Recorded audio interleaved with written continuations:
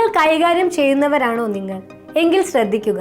2025 April 1 മുതൽ ഇന്ത്യയിൽ check ബൗൺസുമായി ബന്ധപ്പെട്ട നിയമങ്ങളിൽ വലിയ മാറ്റങ്ങൾ വന്നിരിക്കുകയാണ്. നെഗോഷ്യബിൾ ഇൻസ്ട്രുമെന്റ്സ് ആക്ടിലെ ഭേദഗതികൾ പ്രകാരമാണ് നിയമങ്ങൾ കൂടുതൽ കർശനമാക്കിയിരിക്കുന്നത്. ചെക്ക് ബൗൺസ് കേസുകൾക്ക് ഉടനടി പരിഹാരം കാണാനും സാമ്പത്തിക അച്ചടക്കം ഉറപ്പാക്കാനുമാണ് റിസർവ് ബാങ്ക് ഇതിലൂടെ ലക്ഷ്യമിടുന്നത്. ഈ പുതിയ നിയമങ്ങൾ എന്തൊക്കെയാണെന്ന് നമുക്ക് നോക്കാം.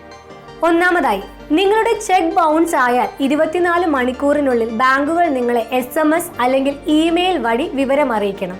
ഇനി മുതൽ അറിഞ്ഞില്ലെന്ന് പറഞ്ഞാൽ കഴിയില്ല. രണ്ടാമത്തെ പ്രധാന മാറ്റം, ഒരേ അക്കൗണ്ടിൽ നിന്ന് ഒരു ചെക്ക് 3 തവണ ബൗൺസ് ആയാൽ ആ ബാങ്ക് അക്കൗണ്ട് മരവിപ്പിക്കപ്പെടും എന്നതാണ്. മൂന്നാമതായി, തുടർച്ചയായി ചെക്കുകൾ ബൗൺസ് ആകുന്ന വ്യക്തികളെ RBIയുടെ നിരീക്ഷണ വലയത്തിലാക്കും. നാലാമതായി, ചെക്ക് ബൗൺസിനുള്ള പിഴകൾ എല്ലാ ബാങ്കുകളിലും ഒരേപോലെ ആയിരിക്കും. ഏകീകൃതമായ ഒരു സംവിധാനം വരുന്നു. അഞ്ചാമതായി, ചെക്ക് ബൗൺസ് കേസുകൾ വേഗത്തിൽ പരിഹരിക്കണം.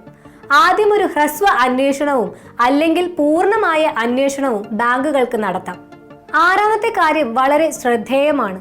തെറ്റായ വിവരങ്ങൾ നൽകുക, അക്കൗണ്ട് മരവിപ്പിക്കുക അല്ലെങ്കിൽ ചെക്കിൽ തെറ്റായി ഒപ്പിടുക തുടങ്ങിയ കുറ്റങ്ങൾക്ക് 6 മാസം മുതൽ 2 വർഷം വരെ തടവോ പിഴയോ അല്ലെങ്കിൽ രണ്ടും കൂടിയോ ലഭിക്കും. ഏഴാമതായി, ചെക്ക് ബൗൺസ് കേസിൽ പണം ലഭിക്കേണ്ട വ്യക്തി 30 ദിവസത്തിനുള്ളിൽ നിയമ നടപടി സ്വീകരിക്കണം. സമയം വൈകുന്നത് പ്രശ്നങ്ങൾക്കിടയാക്കും. എട്ടാമതായി, ചെക്ക് ബൗൺസ് കേസുകളിലെ അന്വേഷണം 3 മാസത്തിനുള്ളിൽ പൂർത്തിയാക്കണം.